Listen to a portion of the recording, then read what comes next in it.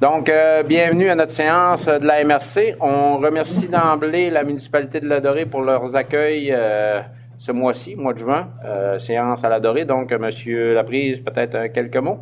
Merci à tous d'être déplacés dans le village le plus enchanté de notre MRC. Ladorée, c'est 3 notes de musique. Ça fait que c'est pour ça, bienvenue chez nous. Je reviendrai nous voir, on trouve ça le fun. Merci, M. Laprise. On va vous proposer l'ordre du jour, peut-être une petite modification à l'ordre du jour là, au point 7.12, un ajout, là, c'est une nomination au comité de développement.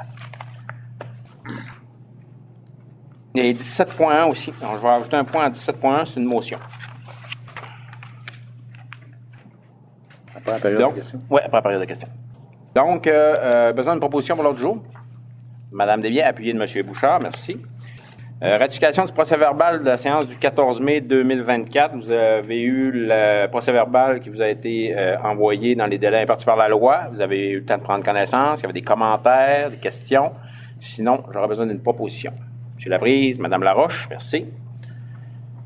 Première période de questions préenregistrées. Est-ce qu'on avait reçu des questions préenregistrées? Peut-être rappeler que le délai pour les périodes de questions préenregistrées, il faut les avoir au moins une semaine avant la séance. C'est ça, M. Gagnon? Il faut les avoir dans la semaine qui précède la séance. Okay. On envoie les documents le vendredi au conseil, donc il faut les avoir avant le vendredi qui précède la séance. Parfait. On va vous déposer en 5.1 le résumé de la correspondance. Vous avez dans vos documents toute la correspondance reçue et envoyée de la part de la MRC. En 5.2, acceptation des comptes et engagements, M. Gagnon, Steve. Oui, donc vous avez reçu la liste des comptes à payer qui totalise pour le fonds MRC 5 173, fonds TNO 1 927,31, fonds villégiature 400,53 pour un total de 7 487,97.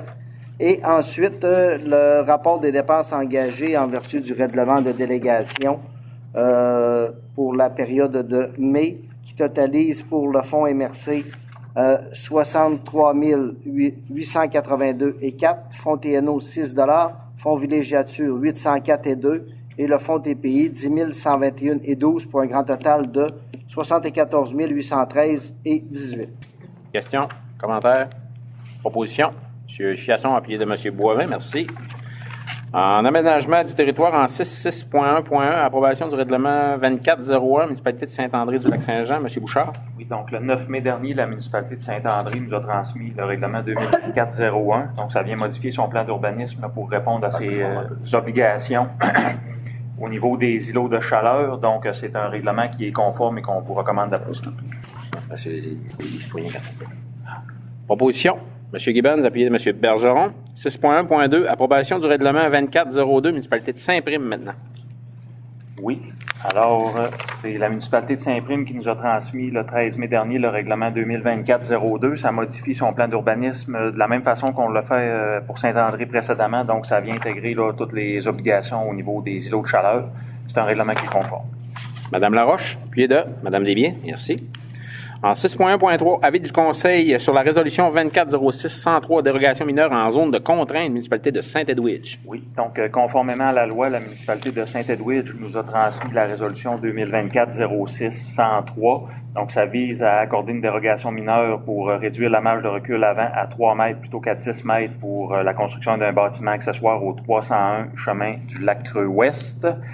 Après analyse, on vous recommande là, d'aviser la municipalité de Saint-Edwidge que vous ne comptez pas utiliser le pouvoir de désaveu qui est prévu à la loi. Proposition. M. Bergeron, appuyé de Mme Bérère, merci. 6.1.4, est-ce qu'on traite en bloc les 4, 6.1.4, 6.1.5, .6 et .7 là, de la municipalité de Chambord? Oui, donc la municipalité de Chambord nous a transmis le 13 mai dernier 4 règlements qu'elle a adoptés là, dans les dernières semaines. Le premier, le numéro 744, ça vise à modifier le règlement de zonage en modifiant différentes dispositions. Le 755, ça modifie le plan d'urbanisme pour agrandir une aire récréative à même une aire de villégiature dans le secteur du camping domaine Lac-Saint-Jean. Le 756, ça assure la concordance là, au règlement précédent.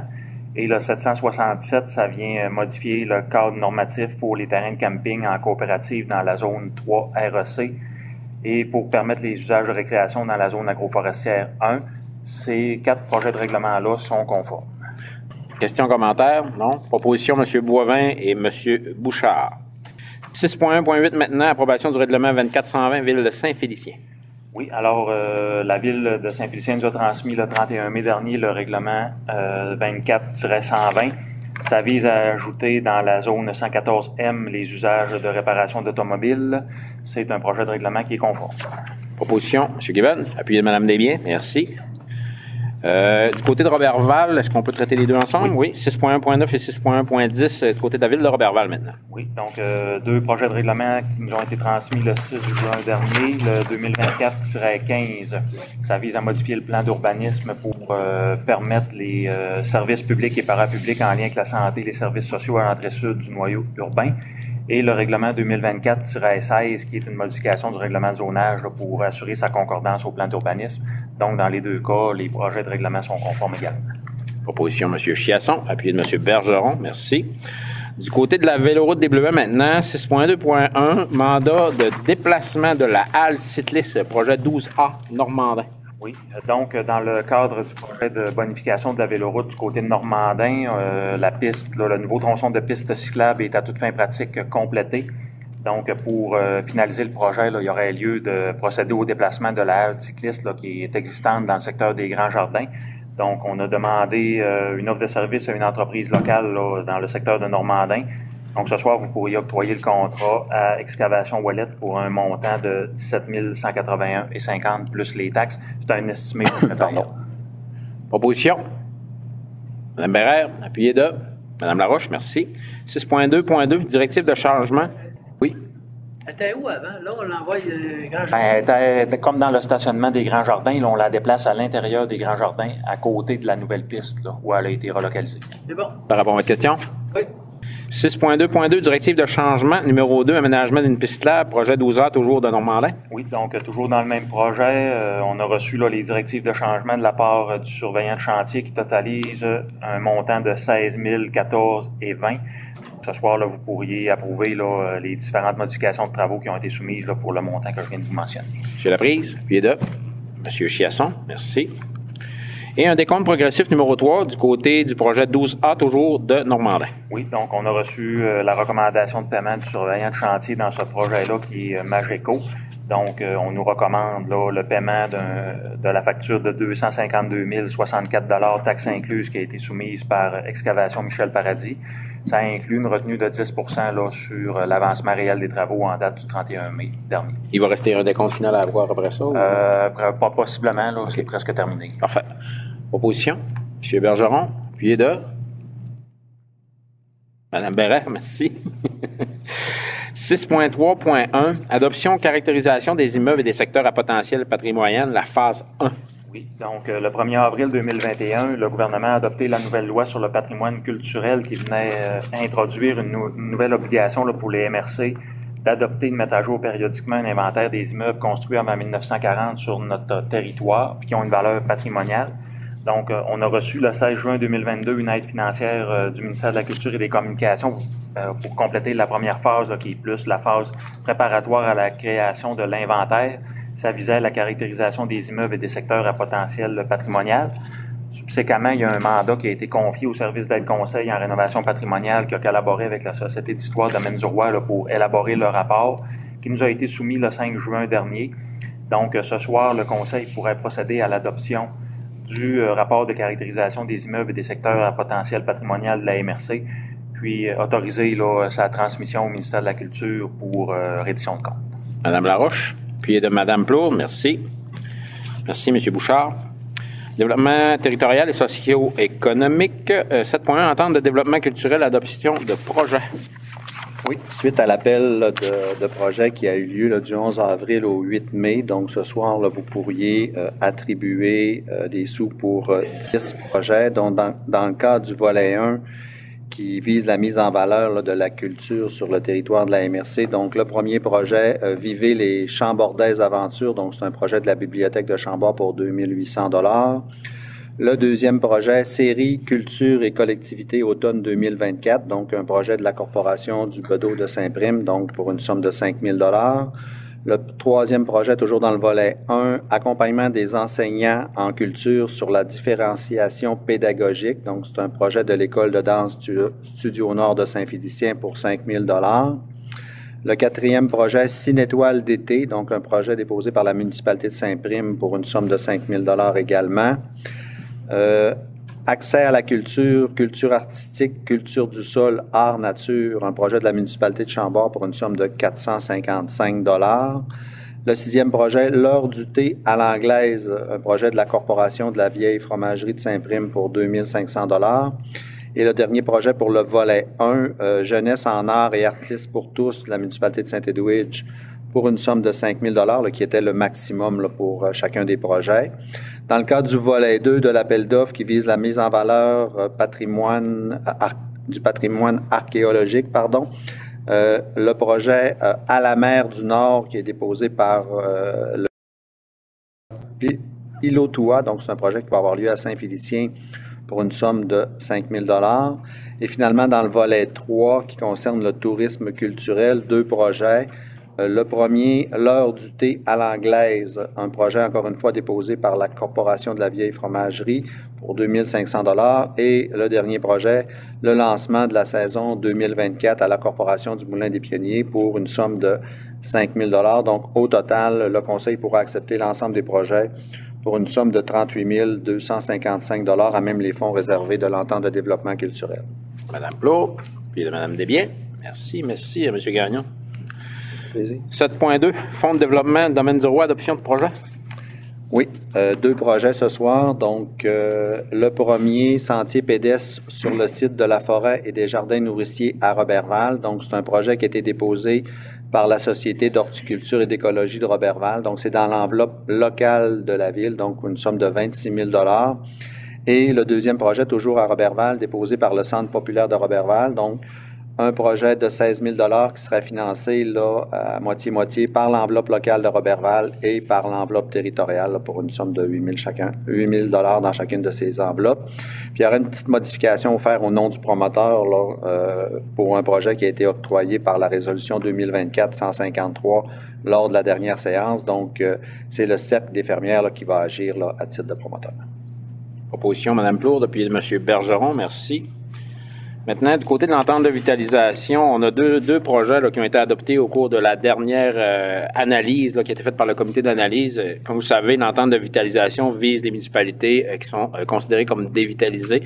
On en a 3 dans notre secteur, soit Saint-François-de-Salle, Lac-Bouchette et la communauté de Mastayache. On a 2 projets qui ont été approuvés dans le dernier appel de projet, qui viennent tous les 2 de la municipalité de Lac-Bouchette, soit l'aménagement d'un gym et amélioration d'un bâtiment pour un montant de 100 000 $.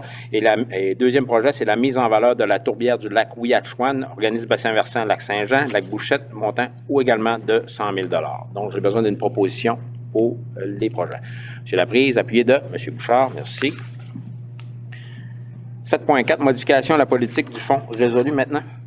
Oui, en fait, quelques modifications qu'on vous propose ce soir. Donc, vous pourriez modifier la composition du comité de sélection là, des projets dans le fonds résolu. Donc, ça serait les membres du comité d'investissement de la MRC qui agiraient là, à titre de comité de sélection des projets. Ensuite, une deuxième proposition là, pour modifier le calcul du taux d'intérêt. Donc, le taux d'intérêt des investissements est calculé là, en ajoutant une prime de risque également. Donc, le taux de base serait de 2 % plus la prime de risque là, qui varierait de plus 1,5 à 4,5 % dépendamment du risque associé à chacun des projets. Et il y aurait aussi une prime d'amortissement là, de 1,5 % qui serait ajoutée si le terme du prêt est supérieur à 60 mois, incluant le moratoire, là, dans les cas où il y a un moratoire. Donc, vous pourriez ce soir procéder à la nomination des membres du comité d'investissement pour agir à titre de comité de sélection du fonds résolu et adopter la nouvelle grille des taux là, telle que proposée. M. Boivin, appuyé de M. Chiasson, merci. 7.5, un projet pilote de jumelage d'intégration socio-professionnelle à l'emploi. Oui, c'est un projet en partenariat avec le Cégep de Saint-Félicien, la MRC Domaine-du-Roi et la MRC Maria-Chapdelaine. C'est un projet qui vise à faciliter l'insertion professionnelle des étudiants étrangers en les mettant en relation avec des entreprises du secteur et en offrant des ressources pour favoriser leur rétention. Donc, l'objectif, c'est que les étudiants qui viennent étudier sur le territoire de la MRC ou de la MRC, qui viennent au cégep, mais qui proviennent de la MRC Domaine-du-Roi ou de Maria-Chapdelaine, puissent être mis en relation avec des entreprises pour être en mesure de demeurer sur nos territoires là, au terme de leur étude. Donc, c'est un projet au total de 17 500 $ et la contribution de la MRC, là, c'est 2 500 $. Opposition? Mme Bérère, appuyée de M. Bouchard, merci. 7.6, modification à la délégation octroyée au comité d'investissement. Oui, on vous propose ce soir d'augmenter de 25 à 50 000 la délégation qui avait été auparavant attribuée au comité d'investissement pour lors de l'analyse de projets déposés par différents promoteurs. Donc, le comité d'investissement aura l'attitude d'accepter les projets jusqu'à hauteur de 50 000. Il va toujours avoir une reddition de compte qui va être faite aussi au comité de développement et au conseil de la MRC là, à titre informatif au trimestre comme on fait habituellement. Mais dans le but de faciliter l'accès au financement pour les promoteurs, pour accélérer, donc on vous propose de donner cette délégation-là au comité d'investissement. Donc, augmentation de 25 à 50 et on vous mettra une petite condition donc pour que le comité de développement accepte là aussi. Donc, il y aurait la résolution serait conditionnelle à l'acceptation par le comité de développement la semaine prochaine. Parfait. Mme Plourde, M. Gibbons. 7.7, autorisation de gestion des engagements et des dépenses reliées au budget de la stratégie de la main-d'œuvre. Oui, on avait eu, là, dans le cadre du FRR volet 1, là, une somme attribuée à la MRC de 98 800 $ là, pour développer des initiatives en lien avec la main-d'œuvre. Donc, de cette somme-là, pour 2024, là, on vous propose d'autoriser là, Audrey Doucette, la coordonnatrice au développement, pour être en mesure d'engager ces sommes-là, pas pour la 98 800 $, mais pour une somme de 34 500 $. Et vous avez le détail de ce qui est proposé, mais c'est pas nécessairement ça qui va se matérialiser, mais au moins il y aura une délégation de dépenses pour être capable d'engager ces sommes-là là, qui proviennent du budget FRR volet 1 au niveau régional. Parfait. Opposition? M. Chiasson, Mme Desbiens, merci. 7.8. Adoption du plan d'intervention d'affectation des ressources Accès Entreprises Québec. En vertu de l'entente qu'on a avec le ministère d'Économie et Innovation pour la gestion de la mesure Accès Entreprises Québec, donc à chaque année, le Conseil de la MRC doit adopter le plan d'intervention et d'affectation des ressources. Donc, c'est une formalité en vertu de l'entente. Donc, on vous propose ce soir d'adopter le plan qui est quasi identique là, au plan qu'on avait adopté l'an passé, qui est en lien avec la planification stratégique de la MRC et nos différentes planifications.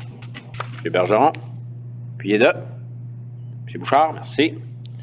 7.9, prolongation du mandat à Interli, remplacement d'une conseillère en développement local. Donc, c'est un mandat que vous aviez confié là, il y a de ça quelques mois. Comme Mme Nancy Petit est toujours pas de retour à l'emploi, donc on vous propose là, de prolonger le mandat de Madame là, à la firme Interli pour la période là, du 2 juillet au 27 septembre. Donc, c'est une prolongation de 13 semaines.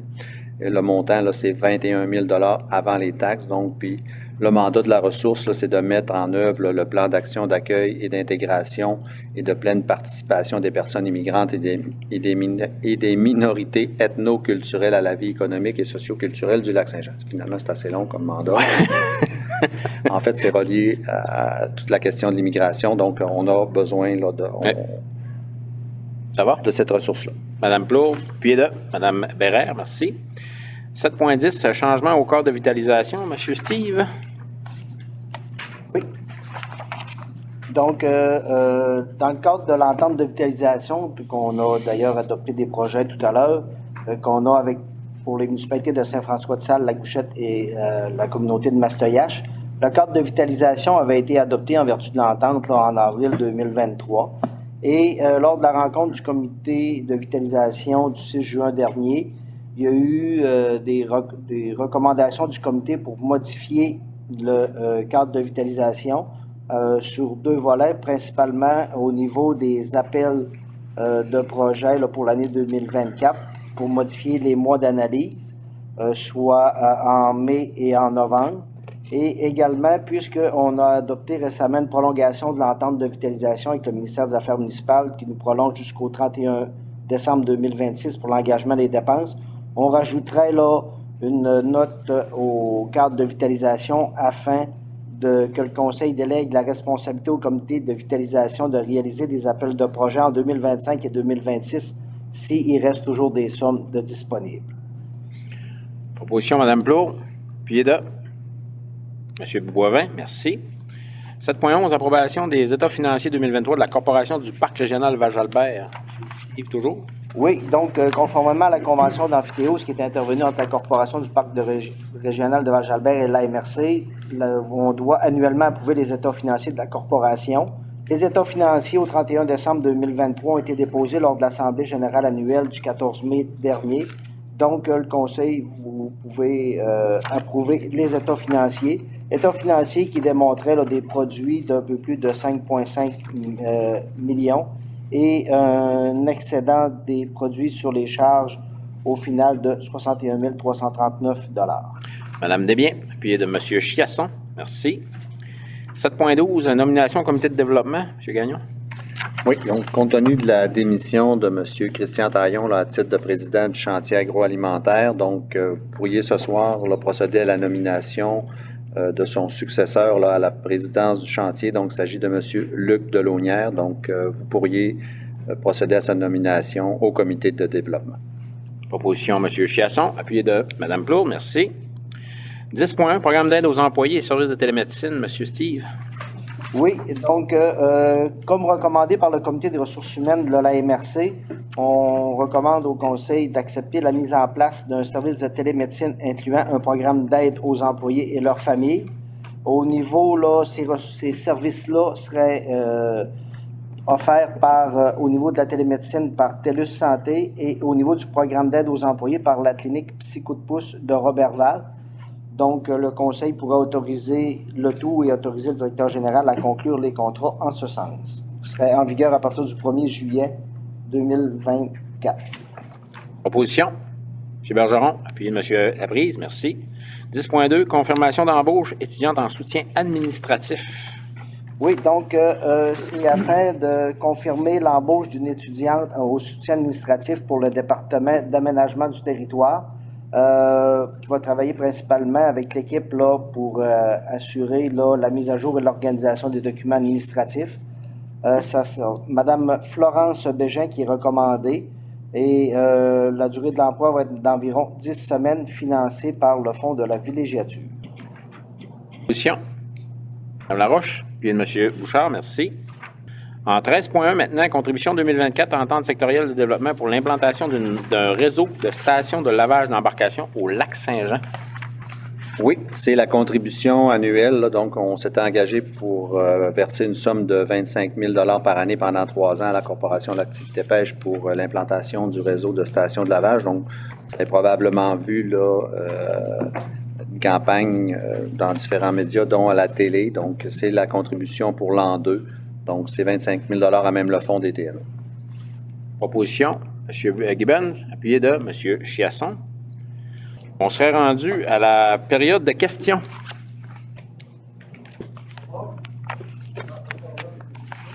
Parlez plus fort, M. Robert. Oui, alors, on est intervenu déjà à plusieurs reprises sur la base du plan régional des milieux humides et hydriques. Déjà, en octobre dernier, on vous avait demandé d'inclure deux éléments au plan régional des milieux humides et hydriques, à savoir la présence d'une usine d'asphaltage dans le bassin versant, sur le bassin versant de la petite rivière à l'Ours. En fait, peut-être juste une petite correction parce que je veux bien comprendre. Là. La demande qu'on avait eue, c'était vraiment de faire une intervention auprès du ministère de l'Environnement pour qu'il y ait plus de prélèvements dans ces sources d'eau-là. C'est autre chose. J'y viens à ça. Ça aussi, c'est l'une des... Et le plan de milieu hydrique, on a-tu déjà eu ça? On en a parlé. OK, on en avait déjà discuté, mais on n'a pas eu de... Il y avait eu OK, une intervention. c'est bon. Continuez, excusez. C'est ça, on avait demandé d'inclure cet élément-là au plan régional des milieux humides et hydriques parce que une usine d'asphaltage, c'est pas simplement une carrière. C'est une activité qui implique des produits pétroliers Or, cette entreprise-là est à cheval carrément sur la petite rivière à l'ours. Il me semble que dans une perspective de gestion de risque, ça mérite d'être inclus au plan régional des milieux humides et hydriques. Puis, ce qui, pour cette raison, nous, on insiste sur le fait qu'il faudrait qu'on sache quelles sont les mesures actuellement qui sont prises pour éviter qu'un déversement ait lieu, par exemple. Puis, dans l'éventualité où un déversement aurait lieu, la rivière à l'ours se jette dans la rivière à l'ours, qui se jette elle-même dans la Chaudière, qu'est-ce qu'on fait dans cette éventualité-là? C'est pour mettre Pour l'inclusion au PRMHH, je me souviens qu'à ce moment-là, nous, il avait été envoyé au ministère. Le ministère l'avait en main pour étude, puis il nous le retournait pour acceptation de notre côté. Si je ne me trompe pas, là, dans les délais, c'était pas mal ça. Là. Nous, on l'a adopté en décembre 2022. On a reçu presque un an plus tard les commentaires du ministère nous demandant des modifications. Nous, on a vérifié, puis les modifications qu'on devait apporter au plan, ça devait être en réponse à ce qui nous avait été demandé par le ministère. Sinon, pendant ces, mettons, 18 mois-là, on aurait pu faire un paquet de modifications. Donc, on devait répondre aux demandes du ministère de l'Environnement, ce qui a été fait. Puis, on a reçu l'approbation du ministère là, en février dernier, suite aux modifications qu'on a apportées. L'interprétation que je faisais, moi, de la présence, de la publication du plan régional des milieux humides et hydriques sur le site de la MRC, peut-être à tort, j'ai interprété ça, moi, comme un appel Une consultation? C'est ça. C'était pas ça, c'était pas Puis, le cas. puis s'il y avait des éléments à rajouter, ce qu'on a fait, de proposer de rajouter ces éléments-là. Or, la dernière lecture que j'ai faite dans le régional des milieux humides et hydriques, sur le site, je n'ai pas vu l'inclusion des éléments qu'on avait demandé d'inclure. Non, parce que c'était pas une consultation, c'était vraiment C'était une diffusion. c'était une diffusion. Comment considérez-vous ces choses-là? J'en fais une demande formelle là, à la MRC d'inclure ces éléments-là. Je vais arriver au deuxième élément là, bientôt. Là. Mais l'un d'entre eux étant l'usine d'asphaltage qui est située sur le bassin versant de la petite rivière à l'ours. Il me semble que c'est une activité qui, dans une perspective de gestion de risque, doit apparaître sur un document comme celui-là. Parfait. On va faire des vérifications justement par rapport à cette demande-là. C'est la pratique agricole qui consiste à cultiver le maïs sous plastique dit oxodégradable. Là-dessus aussi, on a demandé à ce que ce soit documenté. Puis documenté et disponible sur le plan régional des milieux humides et hydriques. Ça aussi, si ça n'a pas été compris comme ça, j'en refais la demande formelle ce soir. Parce que c'est une pratique qui semble être, jusqu'à preuve du contraire, une caractéristique régionale, ça, la culture du maïs sous plastique. Ça s'est développé ici plus qu'ailleurs. En fait, pour cette demande-là, actuellement, là, on est à récolter l'information. Je vous dirais que j'ai une étude en main sur la biodégradabilité du plastique, mais elle est juste pour ce qui est de la terre elle-même. Elle n'est pas pour la dispersion dans l'eau. Fait qu'on essaie de voir si on est capable de trouver d'autres études où ce qu'on pourrait avoir les impacts réels sur l'eau ou sur les bassins versants, veut pas, de ces plastiques-là. Parce qu'actuellement, c'est juste sur la terre que j'en ai. Comme étude, j'en ai une en main actuellement, mais on fait d'autres démarches là, justement pour colliger l'information. Fait que c'est difficile de l'ajouter au plan des milieux humides parce qu'on connaît pas les impacts, on n'a pas d'études qui nous dit que c'est mauvais ou pas pour l'environnement. Fait que c'est là qu'on en est actuellement. Là. Justement, j'arrive à la deuxième question. Ouais. Si on n'est pas en mesure de documenter, justement, c'est parce qu'on ne dispose pas des éléments des éléments qui sont des données probantes à l'effet que cette pratique-là ne comporte pas de risque pour l'environnement. C'est ça qui est aberrant, c'est que cette technologie-là se déploie dans la région avant même qu'on ait les études dont vous faites mention. C'est à l'envers du bon sens, là. Bien, ça faudrait peut-être plus faire une intervention au ministère de l'Environnement. Ça, on en a déjà discuté ensemble d'ailleurs, là, de faire peut-être une intervention au ministère de l'Environnement. Mais actuellement, nous, à la MRC, on n'a pas ces données-là en main, puis on n'a pas les moyens, puis on n'a pas les ressources pour faire ce genre d'études-là non plus. Là. Il ne s'agit pas de faire les études. Il s'agit d'exiger que des études soient d'abord des études indépendantes soient d'abord disponibles avant que ça. Je sais bien que là, il va en avoir 3000 hectares cette année de plastique oxo dans la région. Puis je vous rappelle, simplement pour appuyer ma question, que de 2018 à 2022, il s'est acheté 3900 kilos d'atrazine. On parle sur la base de matière active. Là. Ça n'a pas été acheté pour être entreposé, ça a été acheté pour être utilisé. Alors, 3900 kilos, là, à l'heure où on parle d'espèces envahissantes, moi, je pense que c'est un risque qui est au moins d'une égale envergure à l'introduction d'espèces envahissantes. Mais encore là, je n'ai pas ces données-là à savoir si elle est utilisée ou pas. Je sais qu'elle est achetée, mais puis même à ça, j'ai même pas la preuve que c'est acheté moi-même, là, je vous le dis. Là. Mais j'ai pas d'études qui appuient ça parce que sans ça, on peut faire des études sur à peu près n'importe quoi, sur le plastique qu'on utilise pour conserver le ketchup. Là. Fait que c'est pour ça qu'il faut faire attention aussi. Là. Je comprends votre point, mais à la MRC elle-même, j'ai pas cette donnée-là, puis je suis pas capable de l'avoir. Fait que c'est pour ça qu'on va chercher l'information. Le moment des simples, c'est que nous, on vous a dit, en l'absence de ces données-là, vous avez demandé d'interdire cette pratique-là. Sur quelle base? De mettre en œuvre les moyens dont vous disposez. Mais sur quelle base? Je ne l'ai pas. De mettre de côté un secteur économique sur aucune base valide, je pourrais me faire poursuivre. Puis c'est pas là qu'on veut aller. On veut travailler en collaboration. Là, c'est ce qu'on veut faire. Puis on veut trouver l'information. On va commencer par colliger l'information, comme je vous l'ai mentionné, parce que ça prend quand même beaucoup de temps faire ça. Puis on le sait qu'il y a des études qui sont faites, mais on essaie d'aller récupérer ces études-là, puis c'est pas évident. Là. Mais actuellement, on travaille justement pour aller voir c'est quoi le fin mot de l'histoire, puis voir est-ce que nous, on a une force est-ce qu'on a des choses qu'on peut faire? Est-ce que c'est le ministère de l'Environnement qui doit le faire? Est-ce que c'est les municipalités elles-mêmes qui doivent le faire? C'est tout ça qu'on collige actuellement, là, c'est sûr. Puis ça se fait pas du jour au lendemain, là, c'est hyper compliqué. Là. Comprenez-moi bien, là, la cible de nous autres, la cible qu'on a, là, c'est pas tellement ceux qui utilisent le plastique oxodégradable, c'est ceux qui permettent d'utiliser le plastique. Ce sont les règles du jeu avec lesquelles les producteurs agricoles composent. Qui permettent. C'est ça le problème. Vous m'avez suggéré de porter plainte auprès du ministère de l'Environnement. Ce serait comme porter plainte contre... Ça serait comme... Je porte plainte contre le ministère de l'Environnement parce que c'est lui qui permet ça. Si vous soulevez un doute, je ne verrais pas pourquoi que ça ne fonctionnerait pas. Les doutes sont tous soulevés, M. Mélargeon, parce qu'à date, nous, on a fait des recherches qu'on a rendues disponibles dans nos interventions en référence. Puis, il n'y a rien de positif à date qui est ressorti de ça. Mais le ministère de l'Environnement les autorise toujours? Hein? Le ministère de l'Environnement les autorise toujours? Malheureusement, au ministère de l'Environnement, le principe de précaution, ça semble être une vue de l'esprit. Comme au ministère de l'Agriculture. C'est ça qu'on dénonce. Puis, on aimerait ça que les gens qui nous représentent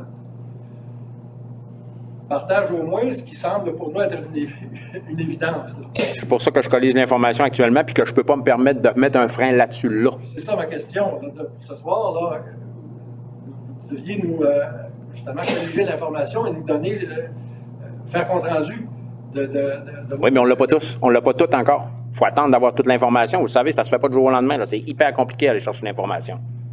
Je comprends. Sauf qu'à chaque autre, on arrive à en trouver, sauf qu'il n'y a rien de positif dans ce qu'on trouve.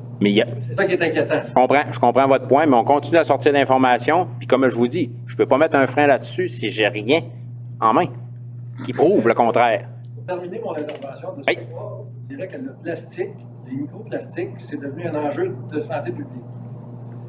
Or, au ministère de l'Environnement, il n'y a aucun protocole qui permet d'échantillonner la présence aucun protocole qui permet de mesurer par échantillonnage la quantité de plastique dans l'eau, alors qu'on sait qu'il y en a qui s'y rendent sous forme de microplastique. Puis le plastique oxodégradable, c'est une question qui sert à cultiver du maïs puis qui part au vent, là, qui est déjà commencé à partir au vent. Celui-là, il n'est ni biodégradable, ni photodégradable.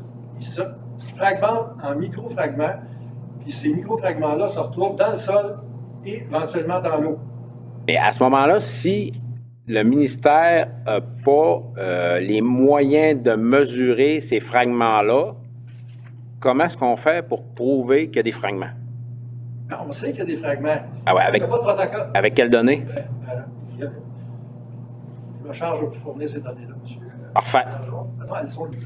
C'est déjà... Les recherches sont déjà suffisamment avancées. Moi, quand je vous dis qu'ils sont ni photodégradables ni biodégradables, ce sont les termes même du ministère de l'Agriculture, ça.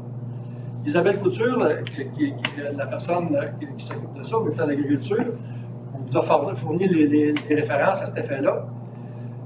Il dit ça, que ces plastiques-là se retrouvent dans le sol et dans l'eau. C'est la concentration qu'on ne connaît pas, puis c'est exactement les effets sur la santé qu'on ne connaît pas.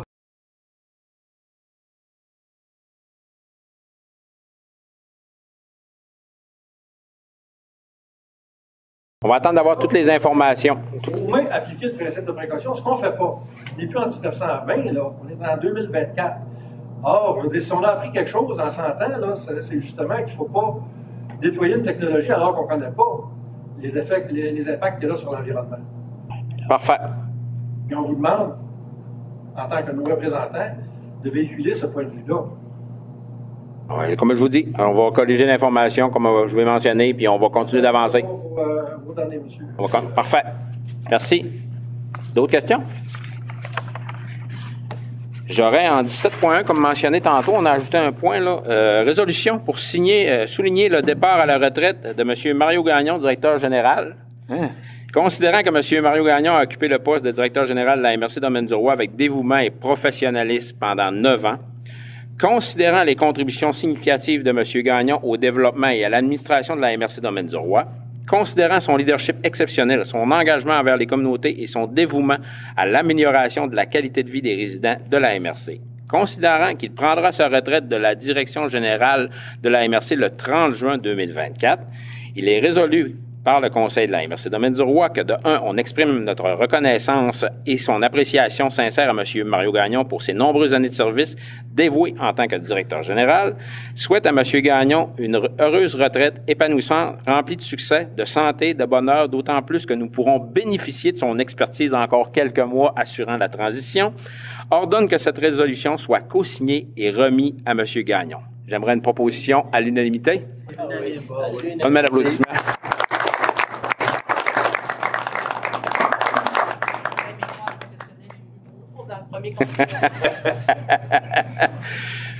Levée de l'Assemblée. Madame Laroche. Merci. Félicitations, M. Gagnon.